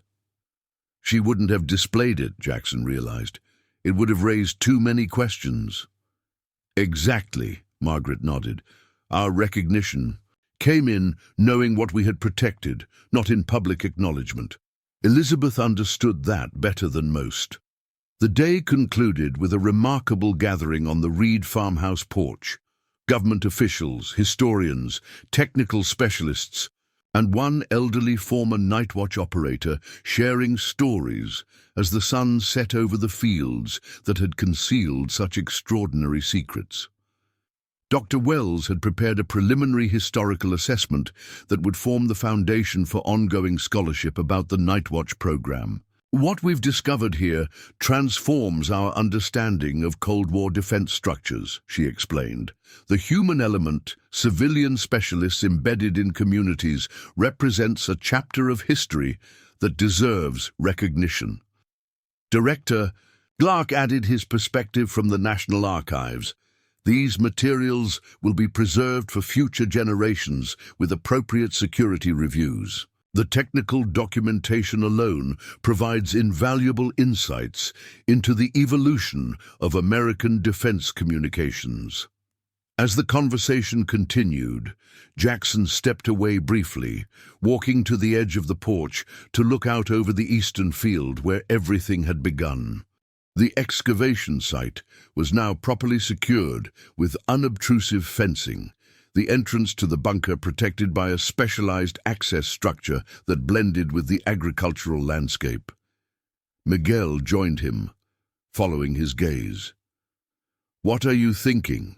"About cycles," Jackson replied. "I started digging for water and found history instead. My grandmother spent decades hiding something that's now being carefully preserved. The land keeps its secrets until the right time. And the right person to discover them," Miguel added, "someone who understood the value of both the history and the land it's connected to." As darkness fell, the lights of vehicles traversing the farm road created a chain of illumination stretching from the bunker to the main highway, a visible manifestation of the connection between this isolated farm and the wider world it had secretly helped protect for decades. Jackson thought about his grandmother's words in her contingency directive, about the importance of preserving knowledge, of maintaining both national security and local stewardship. She had found balance in her dual responsibilities, a model he now sought to follow with his own negotiated arrangement. The government team would return in the morning to begin a more comprehensive assessment of the bunker's potential for limited reactivation with modern equipment. The historians would continue documenting and preserving the extraordinary historical materials Elizabeth Reid had accumulated. And Jackson would continue farming the land above it all, maintaining the agricultural legacy that had provided such effective cover for one of America's most classified Cold War operations. As the visitors eventually departed, leaving just Jackson and Miguel on the darkened porch, a sense of connection transcending time settled over the farm. Elizabeth Reid had driven this same road, watched these same stars, felt the same responsibility for balancing duty to country with care for the land. Now her grandson continued that tradition, finding his own path through the unexpected intersection of family legacy and national history. "We still need to find water," Miguel reminded him with gentle humor, bringing the conversation full circle to where their journey had begun. Jackson nodded, smiling slightly. The government's infrastructure improvements should help with that. Apparently, there's an excellent aquifer access point about 100 yards west of the bunker, exactly where Grandma always said the best water would be found. Even in this practical detail, Elizabeth Reid's careful guidance continued, pointing the way to resources her family would need, while protecting the secrets she had been entrusted to keep.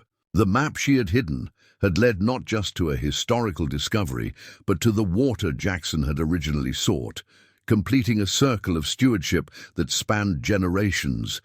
In the eastern field, the secure entrance to the bunker stood as a visible reminder of what lay beneath.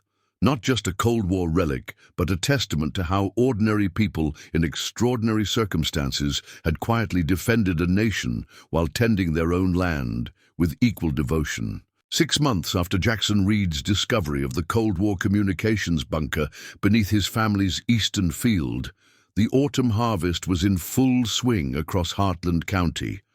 The golden wheat had been gathered, the soybeans were ripening too. Ember and the Reid Farm was enjoying its most productive season in years. The drought that had initially prompted Jackson's search for water had broken with the development of the new irrigation system, a direct benefit from his negotiated agreement with the government.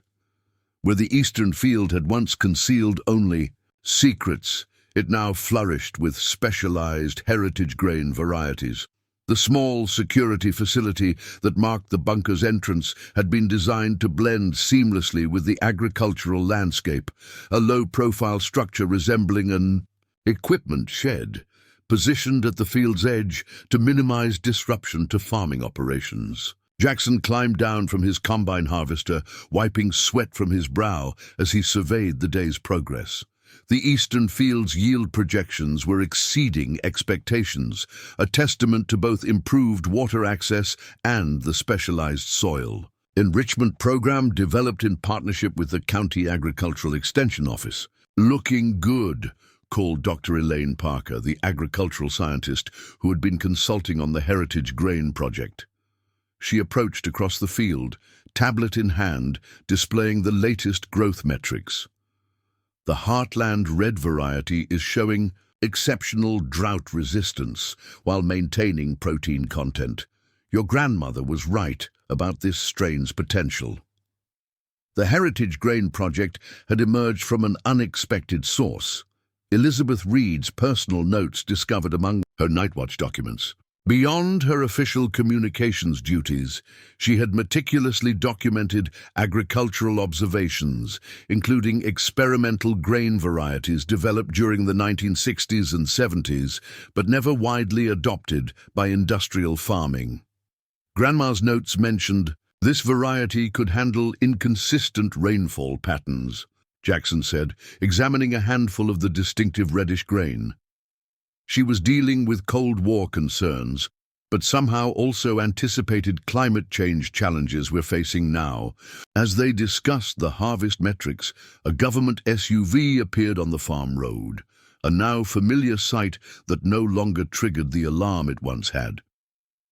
Dr. Catherine Wells emerged, her role having evolved from initial investigator to ongoing liaison between the various agencies involved in the bunker project and the Reid Farm. "Perfect timing," Jackson called as she approached. "We're just reviewing the heritage grain yield data. The varieties from Grandma's agricultural notes are outperforming standard strains in both drought resistance and nutritional profile." Dr. Wells joined them, her historian's interest evident as she examined the grain. Another example of Elizabeth Reid's foresight.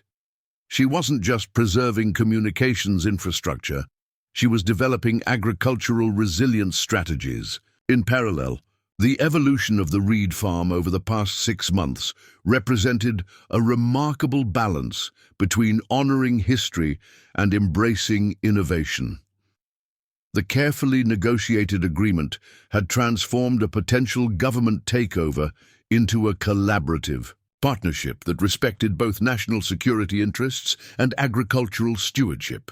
The technical team completed the communications upgrade this morning, Dr. Wells informed them as they walked toward the bunker access point. The heritage systems have been fully documented and preserved, while the modern equipment has been installed in a separate section to maintain historical integrity. The bunker itself had undergone a carefully managed transformation. The original Cold War equipment remained intact as a historical exhibit, meticulously preserved and documented by the Smithsonian team. Adjacent to this preserved space, a small modern facility housed current communications technology that served as an auxiliary node in the nation's emergency response network, a limited but important capability that honored the site's original purpose while adapting to contemporary needs. "How's the educational program developing?" Jackson asked as they reached the access facility. The bunker's historical significance had spawned an initiative to document the Night Watch program's role in Cold War history, with Elizabeth Reid's service as a central case study. "Exceeding expectations," Dr. Wells replied with evident satisfaction. "The digital archive has already been accessed by researchers from 47 universities worldwide. The classified aspects remain protected, but the human story, how ordinary Americans maintained their daily lives while secretly supporting national security, has captured immense interest." Inside the access facility, they were met by Miguel, whose role had evolved significantly since the discovery. His background in archival work had made him the perfect liaison between the government historians and the local heritage community, coordinating how Elizabeth Reid's story would be presented while respecting both security considerations and family privacy. "The Oral History Project recorded its 30th interview yesterday," he reported, gesturing toward the digital workstation where recorded testimonies were being processed. "Former Night Watch operators from across the Midwest are coming forward. As the program's declassification proceeds, their stories complement Elizabeth's documentation beautifully."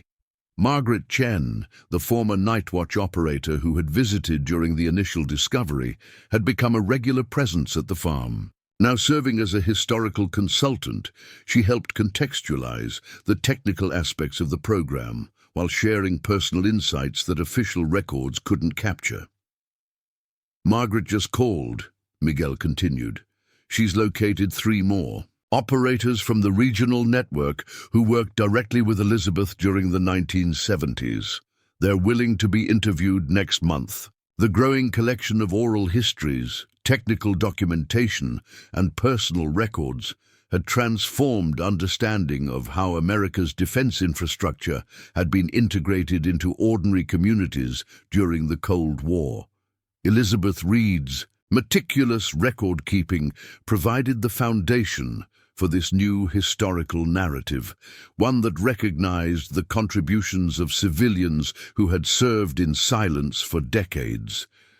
After reviewing the latest bunker modifications, the group made their way back to the farmhouse, where another aspect of the Reid Farm's evolution awaited.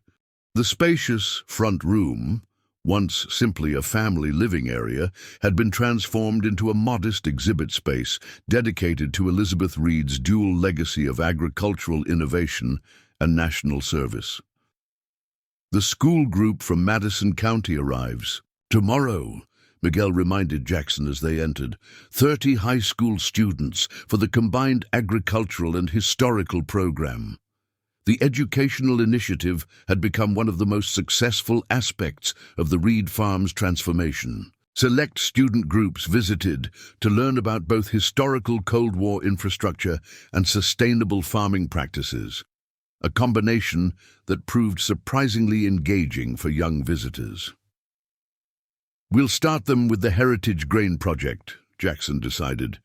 then transitioned to the historical exhibit. The hands-on farming component helps them connect with the reality of maintaining cover identities, understanding how Elizabeth balanced daily agricultural work with classified responsibilities. Dr. Parker nodded her approval. That approach worked well with the last group. The practical demonstration of testing grain varieties for climate resilience gives them tangible context before introducing the historical security concepts. As they discuss the upcoming educational program, a distinctive black government vehicle arrived carrying Colonel Merritt, whose role had shifted from potential adversary to collaborative partner in the months since the discovery. Her initial focus on securing government control had evolved into a more nuanced understanding of how the Reid Farm's agricultural mission complemented its historical significance. "Mr. Reid," she greeted Jackson with professional courtesy that had warmed considerably since their early encounters. "The Secretary has reviewed our 6-month assessment and approved the permanent arrangement we discussed. The limited footprint model has proven more effective than our traditional approach." She handed Jackson an official folder containing the finalized agreement, a permanent covenant that protected both the government's access to the bunker facility and the Reid family's agricultural rights to the surrounding land. The document represented months of careful negotiation, resulting in a balanced approach that served multiple interests simultaneously. The Secretary was particularly impressed by the integrated educational component, Colonel Merritt continued. Combining agricultural sustainability training with historical context provides unique value. Several other facilities are considering similar approaches based on our success here. What had begun as a potential conflict over property rights had evolved into a model for how historical preservation, national security, and agricultural stewardship could coexist, a template that was now influencing policy discussions throughout the government's extensive property management systems. Later that evening, as the various officials departed and the farm settled into twilight quietude, Jackson and Miguel sat on the porch overlooking the eastern field. The harvest would continue tomorrow, gathering the tangible results of their agricultural labors, while the less visible fruits of the historical project continued to develop in parallel. "I received an interesting call today," Miguel mentioned, handing Jackson a tablet displaying an email. "The Smithsonian is developing a special exhibition on hidden defenders, civilian contributions to Cold War security. They want to feature Elizabeth as one of the central case studies." Jackson reviewed the proposal with measured interest. His grandmother's story deserved recognition, yet maintaining the right balance between public acknowledgement and private dignity remained important. To him, what would this involve?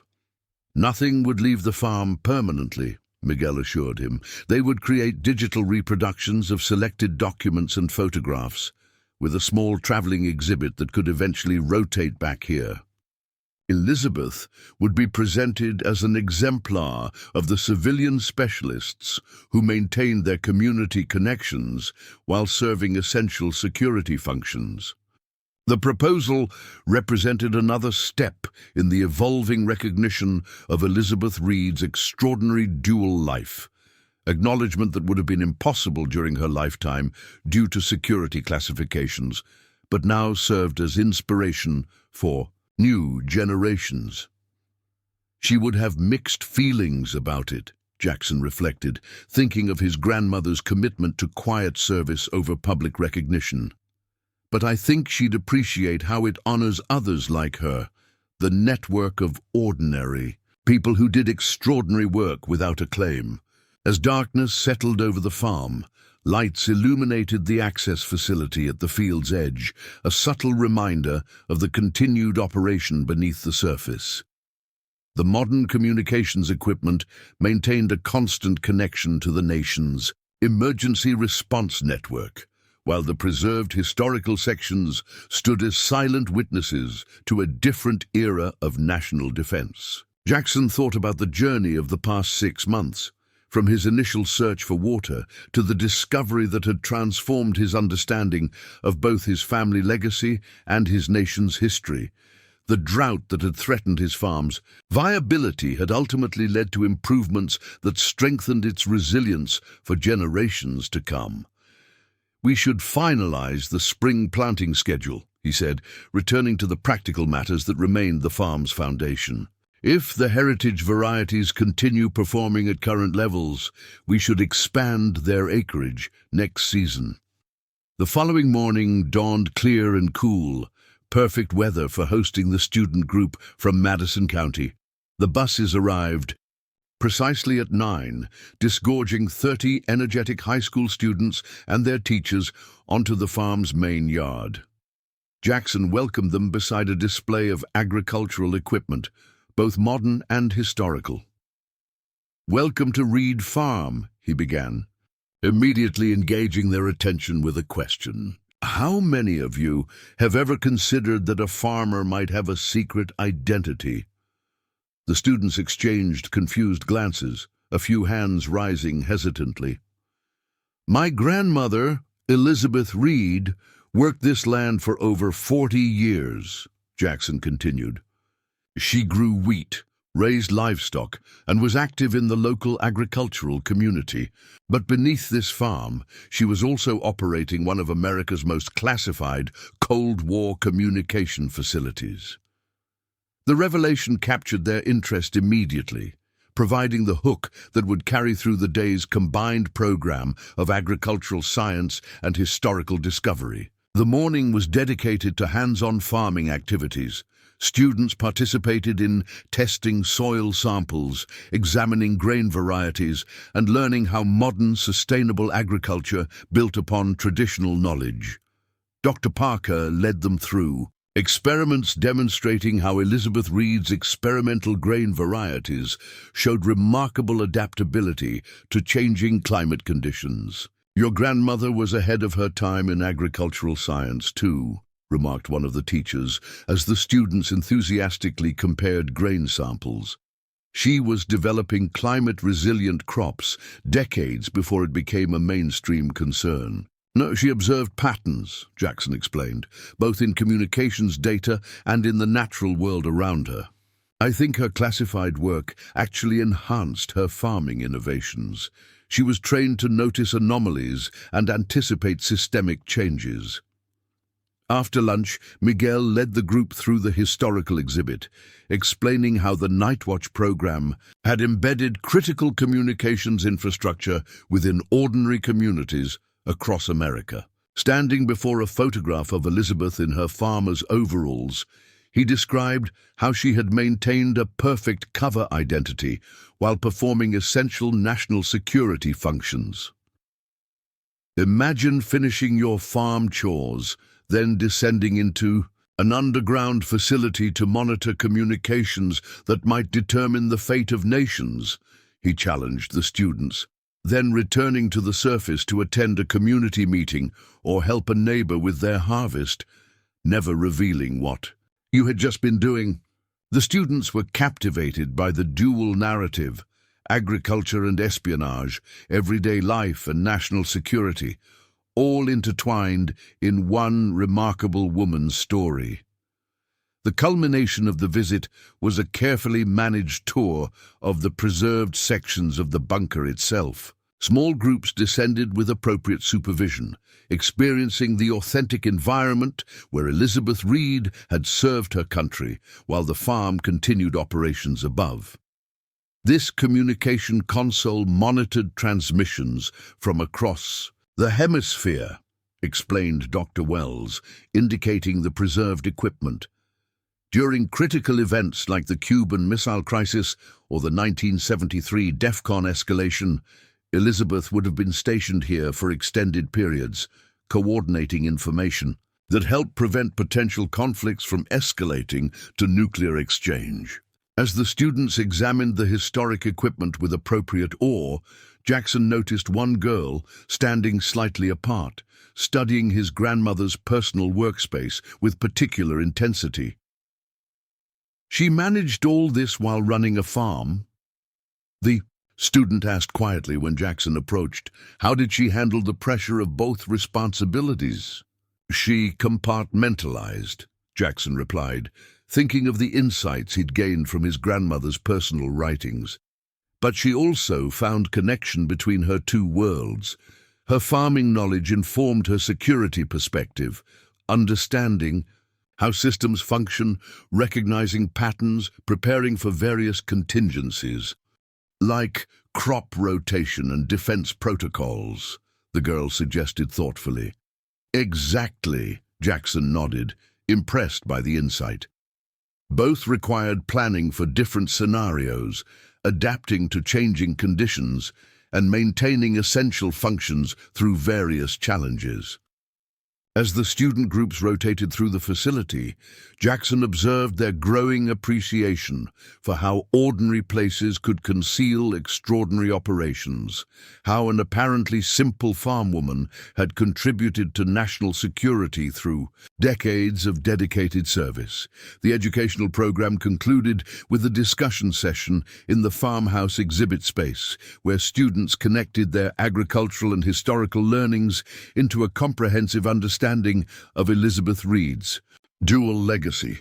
The same woman who was developing drought-resistant wheat varieties was simultaneously monitoring Soviet communication patterns, Miguel summarized. She brought the same analytical thinking and commitment to both roles. And neither role was more important than the other, Jackson added. Producing food and protecting national security were equally essential contributions, one visible to her community, one hidden from public view, both vital to the nation's well-being. After the students departed, their enthusiastic response, confirming the educational program's effectiveness, Jackson met with representatives from several neighboring farms who had arrived to discuss expanding the Heritage Grain Initiative. The agricultural innovations documented in Elizabeth Reid's notes had proven valuable beyond the boundaries of the Reid Farm, offering sustainable approaches to regional farming challenges.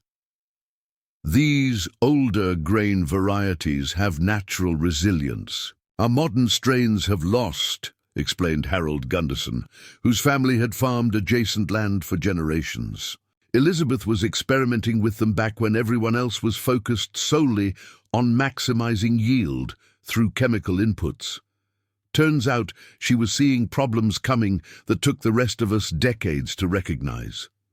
The gathered farmers reviewed data from the initial heritage grain trials, planning collaborative efforts to reintroduce selected varieties across multiple properties. The project represented another dimension of Elizabeth Reid's legacy, agricultural wisdom preserved alongside her classified communications work, both now benefiting new generations.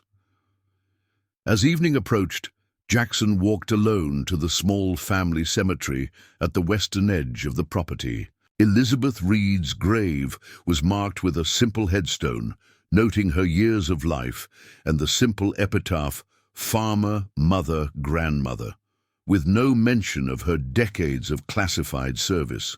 Beside her headstone, Jackson had recently placed a small, unobtrusive marker, a flat stone bearing only the Nightwatch program insignia, visible to those who knew its significance but unremarkable to casual observers. The dual memorials embodied the balance Elizabeth had maintained throughout her life, acknowledging both her public identity and her classified service without compromising either. "We're continuing both legacies, Grandma," Jackson said quietly. "The farm is thriving, and your service is finally being recognized, though still with appropriate discretion." The evening wind rustled through the heritage wheat in the nearby field, varieties that Elizabeth had cultivated decades ago now flourishing again under her grandson's stewardship. The cycle of agricultural renewal mirrored the renaissance of historical appreciation, occurring through the educational programs and scholarly research her records had enabled. At the farmhouse, Jackson found Miguel reviewing applications for the Elizabeth Reid Rural Security Scholarship, another element of her legacy, now benefiting young people from agricultural communities. The scholarship supported students pursuing careers connecting rural sustainability with national security, recognizing the unique perspective that farm backgrounds could bring to defense planning. 27 applicants this cycle, Miguel reported, including several from communities where we now know other Night Watch operators were stationed. The network continues through a new generation. The scholarship recipients would never operate Cold War communication equipment in underground bunkers, but they would bring their agricultural understanding to modern security challenges, approaching national resilience from the ground up, just as Elizabeth had done. Later that evening, Dr. Wells arrived with another visitor, an elderly gentleman who introduced himself as Robert Matthews, former Department of Defense infrastructure planner during the 1960s and 70s. "I helped design the Night Watch distribution model," he explained as they gathered in the farmhouse, "selecting properties like this one for infrastructure placement, identifying potential civilian operators with the right backgrounds and temperaments." His perspective provided new context for understanding how Elizabeth had been recruited into the program, how her wartime communications experience, agricultural knowledge, and personal qualities had made her an ideal candidate for the dual role she would inhabit for decades. "We were looking for people who could maintain complete separation between their classified work and public lives," Matthews explained. "But we discovered something unexpected.